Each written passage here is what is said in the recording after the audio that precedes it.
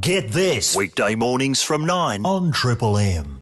Good morning, everyone. Myself, Tony Martin. That bloke over there, he's lost the telltale sandwich bump. He's runway ready. He's Ed Cavalier. Thank you. And what about over there? He's got the levers believing him. It's Richard Marsland. Thank you. Pleasure to be here. And a fat fake round for Shane Bourne, if you would. Oh, yeah. That's the one. That's the kind I like. I like them fat and I like them fake. That's what we hear. I've been on the internet and I'd forgotten, Shane, Here we go. that you were in the Down Under version of Are You Being Served? Were you not? That's right. Of course I was. Because we love these Down Under versions of old British sitcoms from the 1970s. Well, it would have sounded good if they had have called it that, don't you think? What did they call yours? It was just Are You Being Served? Oh, but right. Are You Being Served Down Under? Yeah, Yes. double entendre they missed. And surely one they would find difficult to resist. I can't would have believe. thought so. I can't believe over at Are You Being Served HQ they turned down a double entendre. I think it was believe so it. staring him in the face. They were too close to it. That's true. They were As close as Mrs. Slocum's. Business. Now, who were you, Shane? Yeah, now let's just get this laid out, because when they would do these, there would only ever be a couple of people from the original. So who was in Are You Being Served Down Under from the original? John Inman, Oh. who played Mr. Humphrey. Yes, correct. I'm free. That's right, Oh, yeah. continually available. Continually available, and used to walk with his knees clamped together. He showed me how to do the walk once. Did he? You get 20 cents, you put it between your knees, and you get the other 20 cents and you put it between the butts of your cheek. Right. No, the cheeks of your butt. Sorry. 40-cent walk. It's the confusion of being down under. But hang on, so every time you see him on that show, on those old episodes, there's a bit of currency up the back door. A fair bit. That was probably the wages for the bit. week. Fair We were It's per diem. Where do you want per diem? that's right. Just the usual. we were in fact paid cash. We were paid Oh, cash. really? Don't you think that's amazing What, for at the end of the television these episode? days? End of the ep, the producer would come up and go, "There's something for you," There you go. and he'd give you a bit of folding.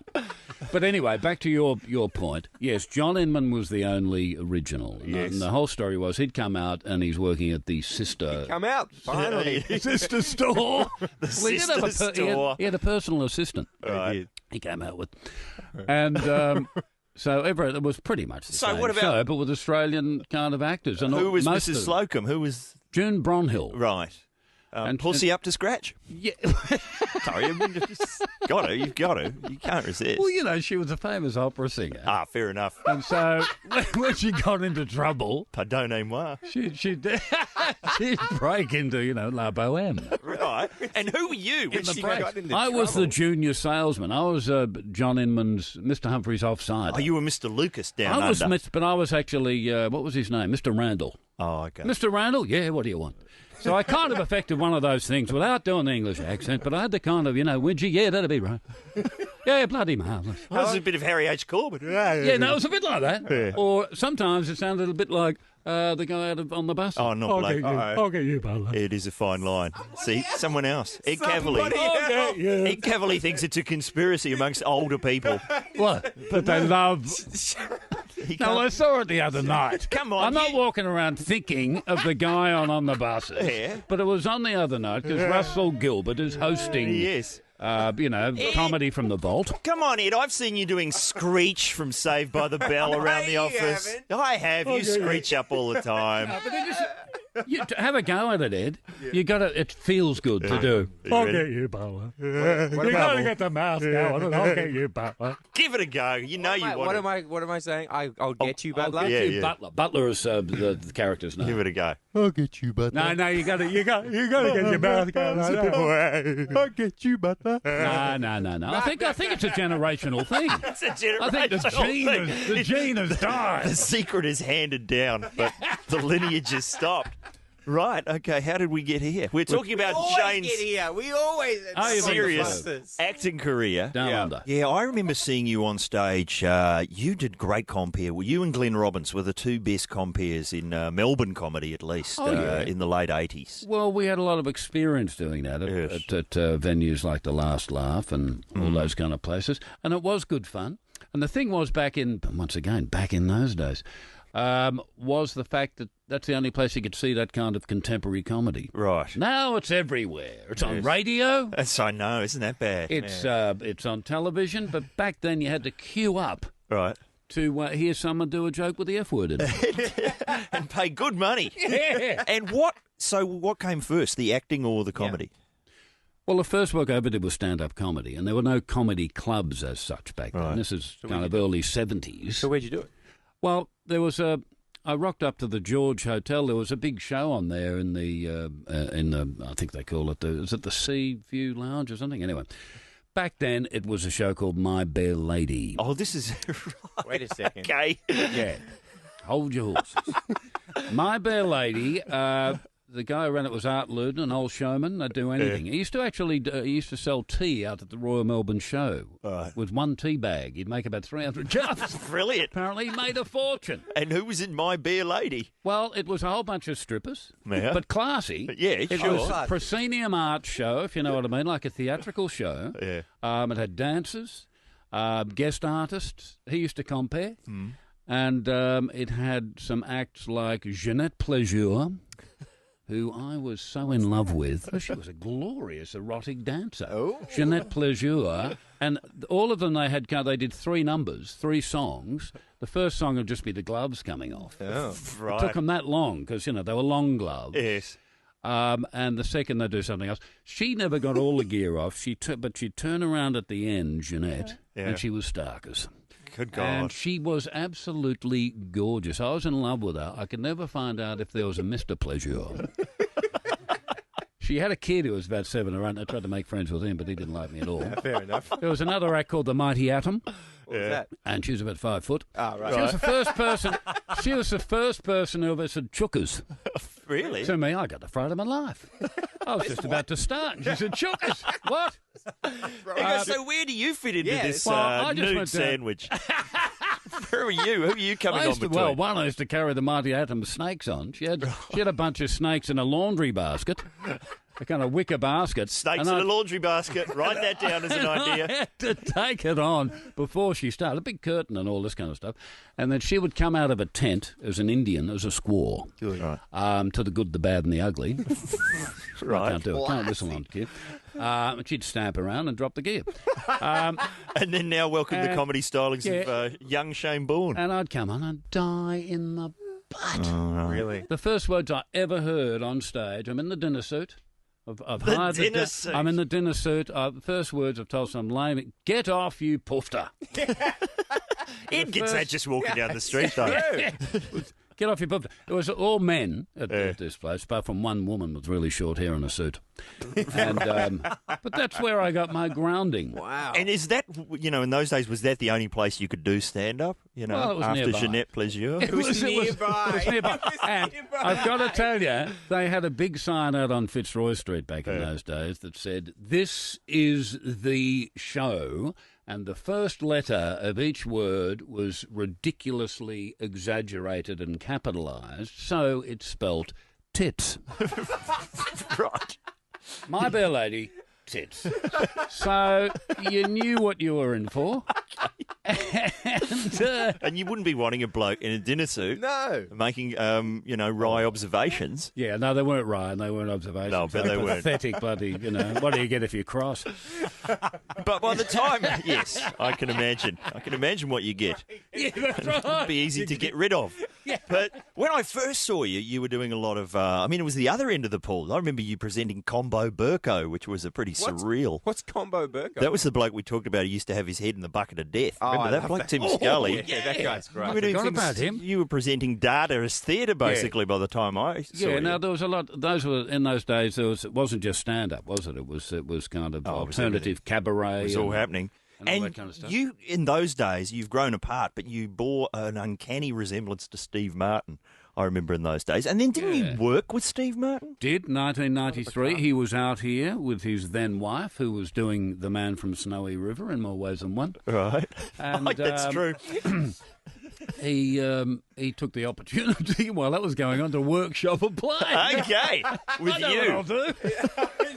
So Neil Armfield, the theatre director, got a whole bunch of people together, really good people, Jeffrey Rush, Richard Roxburgh, Yep. a whole bunch of people. And we workshopped a play called Picasso at the L'Apparnagil. Yes. And it was just a joyous experience. 10 days working with the comedy God. And he was a glorious, generous, inclusive kind of guy and a bit of a genius. Right. He'd come in every day with the laptop and he'd rewritten the thing and all this kind of thing. I actually own his bike. You own Steve Martin's bike. Yeah. I pinched it. Yeah, you've been stealing from Steve Martin for years. Well, I've been hanging around the bike sheds. I've been stealing from that. Sorry. Keep going. Sorry. Move on. Delayed reaction. Yeah, I've got his bike Yeah. at home. Is it a good one? That takes the cake for the worst question I've asked in 5 months. Well, what sort of bike does Steve Martin get around? Well, it was an Apollo. How many gears have I've they told got? you this I before. saw him biking up the street one day when he was here. He would just bike around everywhere. They were trying to, the paparazzi were after him, could not get a photo of him. He was staying at the Como. I think he used to get out through the car park at the back and go down the bike track along the Yarra to the Playbox Theatre in South Melbourne. Very nice. They could never get a photo. They had a photo on page 3 of The Sun of his bike, which I now own. There you go. We've got a bit of business to take care of. I received an email. I haven't got it here, but I do recall that it was from a man describing himself as Kyra Knightley's future husband. Hey. He claims that in 5 months of this program, there's only been one fart joke. I know, it's shocking. Really? Only one fart joke. He thinks we're well below quota. Yeah. We need a new fart joke, and preferably a new John Howard fart joke. So this is the best I've come up with. My message to the people of West Papua is simply this. That's my message to them. Mr. Howard, mate. Well, if I'd have held it back, you'd have said, why have you held it back? Why have you covered it up? Someone open the door. Shocking horror, another cover-up. There you go. Our second fart joke in 5 months. What was the first one? Do you remember? It was that one, but it was shorter. Oh, And I think there's a new one scheduled for November. Thank God you're here on Channel 10. You've got to make stuff up. he's you did great, spectacular. yeah. You've got to pull things out of the back door. I'll kick things off. Here's Go. one that happened to me. I order a magazine, a subscription magazine from America, Entertainment Weekly. Don't look at me like that. It's nothing suspicious. Oh, yeah. Still looking So every year I have to call Florida and renew my subscription. Yep. And every year I get some American can't understand me accent. And they always go, what is that? Austria? You get into all that, and inevitably my magazine arrives 5 blocks from my house and a neighbour has to deliver it to me because something was wrong on the label. Yeah. So then someone said to me this year, circumvent all that, bung on an American accent. Good. You'll feel weird, Yeah, but you'll but solve it'll so work. many problems. So I've just gone, okay, so I've bunged on a bit of I was doing it's like Tony Soprano. I'd like to reorder your magazine. So I get there, and they put me through to the woman, and she says about 3 things, and it's like her third thing I realise, oh, she's Australian. And she cannot understand a word I'm saying. What is that, love? I'd like to get a magazine. It's Melbourne. And it was just a disaster. Well But done. I had to keep doing it. Yeah, you know, yeah, it was the point of no If you return. stopped, you would look like a guy putting on an accent. And so they had someone from Australia in the Florida office. So that was kind of like There a we go. thank God you're Well, here. when I was in at uni, I used to do a lot of theatre and sort of hanging around bars and going to parties and stuff. So inevitably, I was failing most of the time. And I remember once I was like, "Look, they're actually serious now. They want to kick me out of uni. I haven't showed up for 7 weeks, etc., etc." And my friend said, "Don't worry," and he told me what to do. And I went into the counsellor, and you sat down, and you had he said, "What's the matter? Why can't you get your work done?" And you just say that you're having a sexuality crisis. Right? All is forgiven. Is that right? Is that true? Yeah, I did it twice. So you just go in and you say, "Oh, I've been hanging out and I'm not really sure where my sexuality's at," and they just sign the form. And you did it twice. What, for the same person? Yeah, no, different. different You got to make sure person, you get a different Is counsellor. that how you got this job? Well, Because kind there's a of. fair bit of thank God you're here style work to get on. Because he told me he could panel a radio program, Shane. I read that, actually, in an interview. And no, not true at all. Not true. He Shane? was just wearing a costume. Shane, have you had to improvise your way out of trouble? I don't think I have, really. Although I did. I remember years ago, I actually went to university for a minute and a half back in the 60s, went to Monash, and we got busted. I lived in Baronia, got busted for laughing. It was late at night, and there was 3 or 4 of us. You know, when you're about 18, 19, your laughter is, you just can't control it. No. It's joyous. And there was 3 of us rolling around laughing in the suburbs, and the police came, picked us up, threw us in the back of the divvy wagon. What are they going to do? Like, book us for laughing? I don't quite get it. Took us back to the police station in Ferntree Gully and grilled us about communist activity at Monash. Oh, yeah, because they love a laugh, those communists. What's that about? Mate, this has got nothing to do with this segment, by the way. How do you get from laughter to communism? Yeah, because at that time it was quite an active kind of campus because the Vietnam thing was going on, and there was Albert Langer. Do you know Albert Langer, great big fat copper? You'd know that bloody Langer bloke, wouldn't you? Right, okay. And I suppose if you are seen laughing in the suburbs, something, Something's wrong. Something's, Reds under the beds giggling like fools. Wayne Hope is here, and I guess you're in Boytown. That's coming out. We'll be able to see you singing and dancing. You're killer in that, Wayne. Killer. Thanks very much, Ed. And you've done a bit of body sculpting for some of the more shirtless numbers. I did a little work around the edges, but let's not say there was too much going. That's the first time I've had a role where I've had the excuse to do something. And boy, did they give it a good run in the makeup department. It's that terrible thing where, everyone's around you convincing you to go with, do something. Yeah, that'd be great. Make that big, bold choice. Cut your hair, chop your leg off, do all that. And you go, really? Do you think? Then a year later you go and watch a Carsten's Crew screening and go, oh, my God. Who's that guy with one leg? Oh, dear. He's had a bit of work done, that Wayne Hope. Yeah, I don't believe that. I reckon he's had a leg off. Something to look forward to. If you want to have some work done, some plastic surgery, best thing to do, join the army. Did you hear about this? Taxpayers are paying the bill for costly cosmetic surgery for soldiers' larger breasts and smaller noses. An army cook went under the knife in Brisbane last week for a nose reduction. But this is the part that got my attention. Female members of the army have had breast enlargements after they claimed depression and a lack of confidence was affecting their work. That'll, get me charging to the front line with gusto. So, you're walking through the Taliban-infested mountains of Afghanistan, and I just need a little bit more confidence out front. I want our army to be the most stacked army in the world. D division. Double D division. Yeah, It might work because you remember in Israel that woman got some shrapnel in the boob and it saved her. in the boob implant. In the That's boob true. implant. Oh, so you think they need greater confidence when facing shrapnel? Yeah. It's the new flak jacket by Elle Macpherson. Yeah, the Australian army, it's pretty good, but they're just a little flat. Don't you think? Bring out your best. That was the seediest thing you've ever said, Richard. That was awesome. The Kevlar boobs wasn't the seediest? No. That was fact. That was steady fact. During the song, we were all discussing Ed's latest acting foray in the KFC. Ed, Katie on the phones came in, gave it the thumbs up. Yeah. And all I heard, I was preparing the segment, and I just hear Ed just going, do I look gay in it? You think I look gay? My friends reckon I look a bit gay. Massively gay was the term they used. I've only seen the end of it. Yeah. And it looks to me like you're not really biting the burger. I would always bite the burger. They're delicious. That's what gives you the question mark over your sexuality, the non-biting. I didn't mean that you weren't biting it because it wasn't delicious. I just mean it's because you have to do a million takes. Yes, well then, yes, I didn't. Yeah, after a while, you kind of learn to mime biting. And I thought I got away with it. No. But clearly not. The but best- I should point out that Tone did quote the name of the lens, apparently, that they used. So if it's only lens nerds that notice, then I should be fine.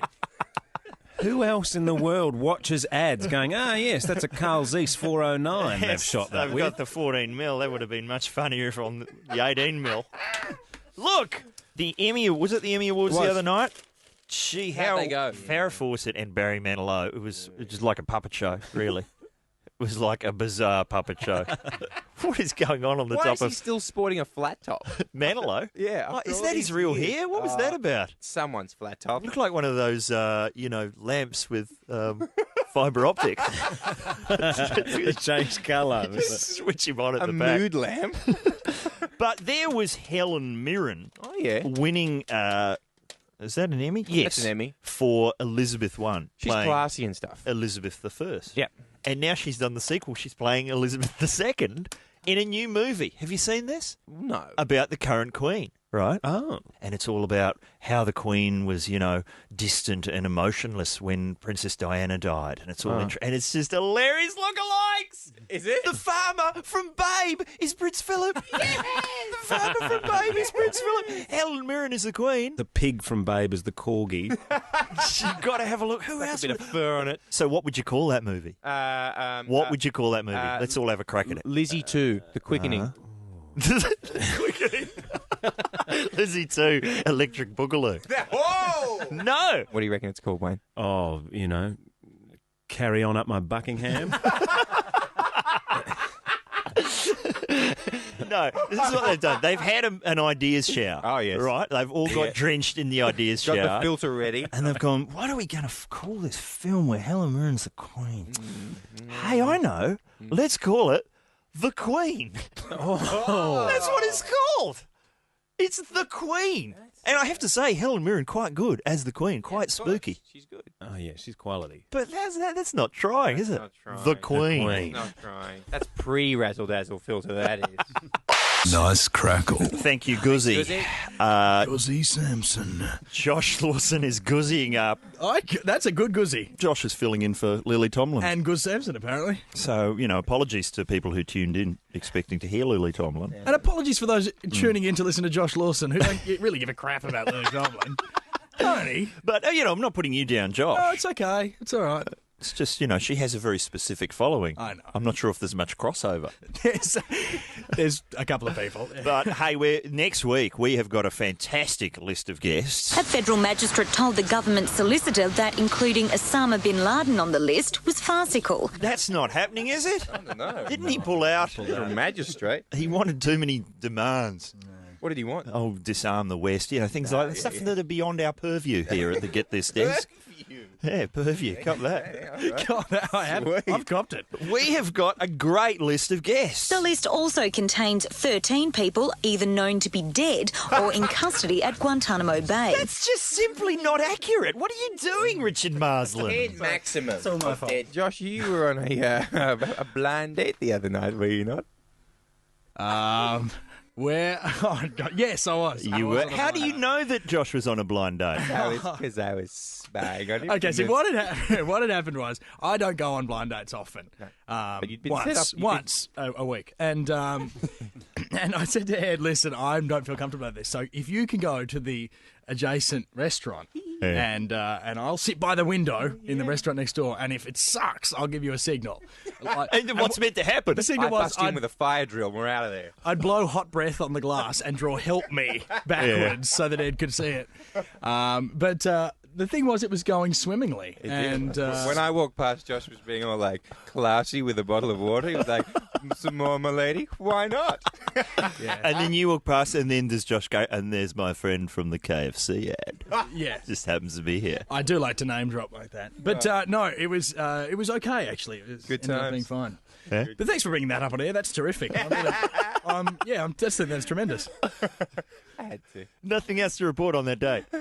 I don't look. He's giving. You know what he's giving you? What? Tony's got this special stance that he gets where he just sort of sits there and he just sort of rocks in his chair like that. Yeah. Come on, man. No one's listening. What's going on here is a bit of good cop, bad cop. And it's like, don't listen to him. And Tony's like, do what I say. Ed told me that segment would be a lot fruitier. He said there was a lot more juice in the tank there. I just said that he'd been on a date and that was it. Right. I can't go into details. Okay, we've got to get back to the proper news then. People demand the Kim Beazley theme music, and they love him talking about cheese. Yeah. I can't explain why. That was weird. So happened. Here's the theme music. Here comes Mr. Beazley, waddling out to the podium. Let's just cross to that press conference now. Mr. Beazley, what's your view of these latest ructions between the Howard government and Telstra? Look, I think what you're seeing there is a classic case of the Howard Telstra souffle failing to rise. Right, so the souffle's the release of the shares? John Howard's baking a cake. It's a huge cake. Right. He's got no idea what the ingredients are. Sorry, could you explain the cake a bit more? It's a huge, misguided cake. He's serving it up to the Australian people, asking them to call it ice cream. Right, but so the ice cream is being advertised as cake. It's a hot day. Most Australians are sweltering. John Howard's meant to be driving up in the Mr. Whippy van with the promised ice cream. No, I can't make head or tail of this.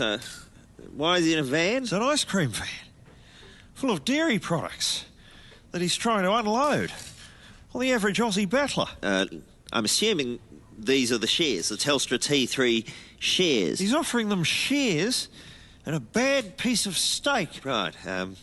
So the steak is the shares of the steak, or the? It's inferior quality, and he's serving up a weak sop legislation. Right. Is that actually a foodstuff though? A weak sop legislation? It's one of the ingredients in the bad piece of cake that he's asking the ordinary Aussie battler to bite down on and call ice cream. Call it ice cream again. Ice cream. Cheese. Cheese. Yeah, that's what he's saying.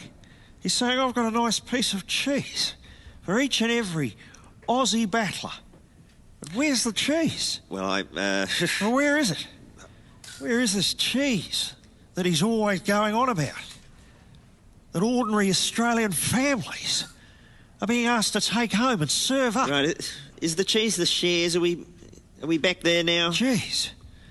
Where is it? Where's this cheese? Sorry, are you asking me? I can smell cheese. I'd love a bit of cheese. Have you got any cheese? No, I'm afraid I don't. Right. Well, where can I get some cheese? Is this so that you can use the piece of cheese to demonstrate the way Telstra's being sliced up? No, I just want some cheese. Oh, I'd love a bit of cheese. You can take your hand off my leg for starters. Have you got any cheese? Look, I think I've already answered that question. Why don't you run off and find me a bit of cheese? Look, I'm not really comfortable with that. I like cheese. That's been well established. So what were you asking again? It's talking about the Telstra shares. Telstra cheese? Shares. Sound a bit like cheese to me. I'd like a bit of cheese. Get this on Triple M, brought to you by the Mercedes-Benz Vito. Delicious Vito. That's the new theme music for the Mercedes-Benz Vito? Oh, you can really taste that Vito. Josh Lawson loves a nice, refreshing glass of Vito. I gotta have more cowbell. What is going on with this show today? No. There's a monkey in the control room. No, it's the windswept Richard Marsland. Rugged, the swarthy. Oh, swarthy. Swarthy now, are Deadly you? combo. It's an upgrade. That's great. The swarthy Ricky M. I'm sure a lot of people have heard about Osama bin Laden Never heard of him. saving all his love for Whitney Houston, getting around with a picture of Whitney So Houston inside the tunic. Really? This is all according to Kola Buff, an unfortunately named former sex slave of the Al-Qaeda leader. Yeah, she claims that bin Laden told her Whitney was the most beautiful woman he'd ever seen. He had a paramount desire for her, although he claims that music is evil. But the bodyguard isn't. No, not at all. As long as she doesn't sing. Or the preacher's wife. Sorry. Wow. Anyone?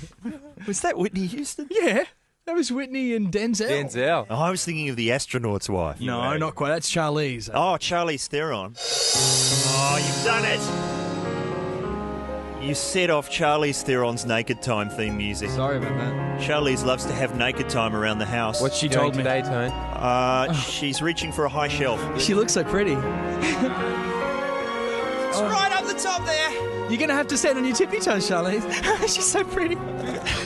She's so pretty. But see, this is what we're talking about. Obsessions that people have. Some people, Charlize Theron. Some people, Whitney Houston. Josh Lawson, who are you obsessed with? I can tell you that when I was a kid, the only time I've ever written to a celebrity was to Yaz. Of Yaz and the plastic population. You are joking. Hand on my Anyway- heart, that's true. The only way is up. The only way is up. Oh, And apparently not, because up. the only way is not to reply to fans, Yaz. The Never heard from her The again. only way is up. I wish we had that.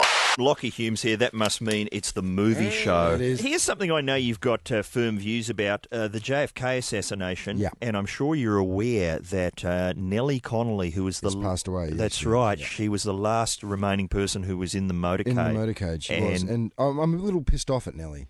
be honest with you. Well, are you? She's on the list now? She's on the shit The list. late mate. Nellie Connolly? The reason being is that when her husband, John Connolly, passed away, John Connolly still had bullet fragments. He was in the his- the so-called victim of the magic bullet. Who, Yes. he had like 5 wounds to him, according to the Warren report. Right. And what we needed was her to agree to let the fragments be taken out of his corpse so that we could match them up with the so-called magic bullet. But of course they wouldn't do that because that would prove there was a conspiracy. Shocking horror, another cover-up. Oh, sorry.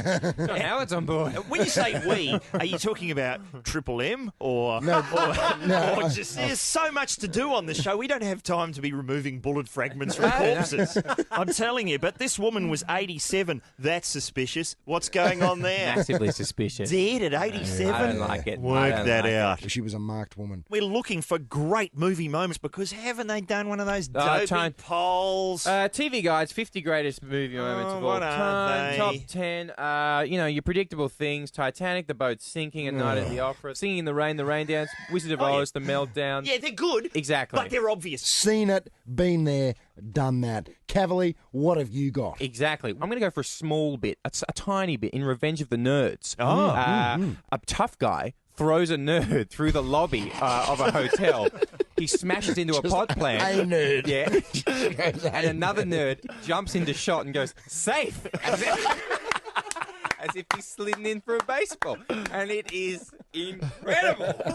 Wow. I'm going to go for that. Tone, what have you got? Well, I'm a big fan of the Kentucky Fried Movie. Aren't we all? And I think it's appropriate given that Ed's in the KFC ads. Yes. Have you seen that for a bit of acting, Lockie? Get out the notepad. Yeah. How to chew a burger without actually biting it. Stop saying. So I'm getting emails, Tone. My friends are ringing me going, you could have at least taken a bite out of the burger, Cavalier. The Kentucky Fried Movie is the first Zucker Brothers Amazing. film, the people who did Flying High, Top Amazing. Secret, Naked Gun. Amazing. And there's a scene with, well, it's just got one of my favourite bits of music of all time, but it's the great tournament at the end of Fistful of Yen, which is the sort of send-up of End of the Dragon. End of the Dragon, yeah. And so we're meeting the 3 Kung Fu contestants. Have a listen to this. Guard number 1 is a senior on Clowns Mountain and aspires to be a research chemist. Welcome, please, Hung Well. Guard number 2 is a real skating buff. A warm welcome for Long Wang. Traveling comes naturally to guard number 3 as he's a licensed airplane pilot. Welcome, please, Enormous Genitals. Now, the thing is, the Kentucky Fried Movie is on DVD. It's funny because it's true. But, as you know, one of my pet Lockie Hume-style angry soapbox topics is why aren't the local DVDs as good as the overseas ones? Tone, I know. Now, the local Kentucky I know who to Fried... blame. Do you want me to get stuck in no, there? we don't have enough legal action for one show. The thing is that the local version of the Kentucky Fried Movie has all these little home movies on it. Okay. But it doesn't have the commentary track that makes sense of the home movies. Okay. Why would you do that? I don't know. Why would you go, let's leave the commentary track off, but have all the stuff they're talking about on the DVD? Settle down. There's no need to get angry. Okay, on the show. but I've got to sizzle it up a bit. Yeah. Because what they did is they got the Zucker brothers, they got John Landis, and they got the producer, Robert Weiss, to watch the Kentucky Fried Movie. Robert K. Weiss. Robert K. Weiss. They hadn't seen it for 25 years, and they just ripped the shit out of it. Fantastic. And so here's what they say when you hear that moment we just listened to on the commentary track. Listen. Great. Welcome, please, Enormous Genitals. That disproves the comedies in threes theory. I love this. So that's a great commentary. If you want to hear it, you're going to have to order the US Region 1 version. I've got something as well. I've got something from The Sound of Music. From The Sound of Music? Yeah. It doesn't get enough sizzle on this program. Let's have a No, we don't talk it up. Let's have a listen. Maria, our abbey is not to be used as an escape. What is it you can't face? I can't face him again. Now, what is it that Mother Superior says to Maria? I think we might have to hear that Let's again. hear it once more. Maria's, I don't think we should comment on it. No. Okay. But I think we should at least just listen to it Maria's again. gone back to the abbey. I'm sitting on a knife's edge here. Right, just once again. Maria, our abbey is not to be used as an escape. What is it you can't face? I can't face him again. No, there's nothing there. There's nothing there. There's nothing there. It's the innocent old sound of music. Isn't it a lovely film? There's nothing wrong with that. Nothing at all. What? What the hell was all that about? I think if we played it a third time, you'd get it. But we've been told not to say anything. We were allowed to play it, but we Alright. can't say anything. Gotcha. Kevin has emailed in to Hi, say, Kev. you were wondering about Love Thy Neighbour Down Under. Here's what happens. Eddie Booth moves into Blacktown. He does! Oh, come on! That's got to be shown again in prime time. Bad movies with ex-sportsmen. What about... I know a good one. What? Victory. Oh, with Pele. Amazing Pele. No, it's not victory. It's escape to victory. But in some countries, just victory. Yeah, I saw it at a video shop as Victory. Sylvester Stallone. Don't try and weasel out of another error. Isn't that a John Huston movie? It is. An amazing penalty save at the end by Sly Stallone. It's a good film, man. That was what was missing from the end of The Maltese Falcon. There was no amazing penalty save when he did that one. Who's that sports guy that was in Superman Returns? Wasn't it Ian Roberts? Ian Roberts. Yeah, he wasn't shocking. No. He was all he was right. all right. He Yeah. played the piano, actually. Yeah, That he was got all killed right. by the piano. But I'm trying to work out, is that a bad? Because No, It's a we're bad film, man. We're Superman undecided. Returns is a bad film. Nobody- So I'll qualify that now as a film let down by an athlete. It was let down by the lack of scenes where the bad guy gets Punched into the sun. Punched into the sun. It's not a Superman movie unless someone gets punched into the sun. Or punched through some stuff, like Yeah. punched through a bunch of like walls in an office block. That never happened. Remember Where in, was that? in Superman 2, someone chucks a bus through a billboard. Yeah. Where was that in the new one? They've got $7 billion more dollars. Yeah. And it's just a lot of flying It's all about. put into, Brandon's face makeup. At one point, he's carrying part of the planet into space. Nah.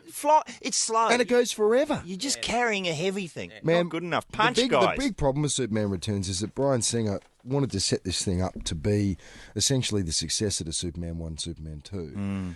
Used the same music. He cast Brandon Routh, who's a dead ringer for Chris Reeves, and Brandon Routh's the best thing in the movie too. Yes. He got a good character actor as Luthor, but he missed the essential element of the Chris Reeve movies is that they're fun. Yeah, they're fun movies, right. you know, and they're essentially, it's like His Girl Friday with Rosalind Russell and I Cary love that. Grant, and that quick talking, Yes, snappy stuff, and Kate Bosworth was slumming it, and Kevin Spacey didn't want to be there, and the only one who was working his ass off was Brandon Routh, and they didn't give him anything to do. They gave him like 10 lines of dialogue, man. He got stabbed. I never like to see Superman get stabbed. No, you don't want to see. I don't want to see Superman lying in a hospital bed. I need What was Superman. that? It's right. You know? Signing up for Medibank. What was going on there? Man, and they took his costume off. Why didn't? wait a How does that second. work? You don't take Superman's costume off. How do you know if the costume is the thing that's keeping him alive or not? He's already Well- gave the interview, said he's from Krypton. We know he's from outer space. Maybe the costume is the source of his powers. But some doctor at Metropolis General decides, I'll just take that costume off and let him lie in bed, put him on a Guys. heart monitor. Guys. He's from Krypton, man. You don't know whether he needs a heart monitor or not. And what sort of, as I've been wondering since I was 6 years old, what sort of thread used by Mrs. Kent to sew the costume? No, she didn't sew the costume. She did it. Man, It was the blankets. The costume It was was, the not blankets. blankets. It's the actual. It's the royal battle costume of his clan. That's not how I remember Man, it. if you look in the spaceship when he arrives in first Superman, you can see it's not the blankets. It's the costume is there. How does it already fit him then? Because his dad knows everything. If his dad was Jor-El Marlon knows Brando, all. it would have been massive. Surely Mrs. Kent had to take it in a bit. Take it in. What sort of sewing? I distinctly remember her sewing it up on the singer. I do actually have the answer to what thread is used. They use his hair. They use his hair, man, because Superman's hair is unbreakable. It's a You've seen human Superman hair 4. suit? Superman. So, no. The how does he thread, get a if they haircut? need to, if they need to repair the suit, they use his hair. How does he get a haircut? He uses a thing. He does his own hair. X-ray. He does the heat vision into a thing to burn his into own a hair mirror. to keep- So he's Yeah. sitting there in a barber's chair with a mirror. It's true, man, and that's how he shaves as well. How does he get that? And it comes back to shave because he No. can't use a razor on his own. Why not? Because it's Krypton hair, man. You can't use a razor on it. Not even one of those ones with 7 or 8 blades. How is he? Obviously, he is gay, Superman, because he's so well groomed. I mean, if I've Is seen that people your who, definition? If that's your definition of what a gay man is, how do you describe Cavalry then? Okay. A Robert Mills Look at lookalike. this, So I've seen people who cut their own hair. They don't look as well groomed as Superman. But no one has heat vision except for Superman. Yeah, Tone. right. Well, I think Okay. we've sorted that out. Where does he put his cape when he's wearing his suit? In the... Tax it down his Yeah. decks, mate. No Tax way! it down his decks. That's enough of that. But Surely at some point he would loosen the tie. You're asking and, the wrong and question. someone would Where go, does he put his suit when he's dressed in the Superman costume? And I have the answer to that too. There's a pocket he in the cape. compresses it to that big using his super strength to a tiny little How postage does- stamp How size. does he get it back tucks out? it in. How does he get it? Uses his super strength to stretch it out again. How does Batman fit all that gear in that belt? I mean, that was the big one when I was On a the kid. He's got a- 60s he's TV got show. a hang glider in his pants. But that was the good thing about the new Chris Nolan film is they actually justify everything that he does now, so you can explain that. But on the TV series, On the TV, he produced a shield from in his I cape, remember which once they he- had to unfold before the bullets were, someone's already shot at them. Get out the shield. I'm going, that would be clattering around in the cape. That giant shield, that'd be, it's a safety nightmare. Get this. Weekday mornings from 9 on Triple M.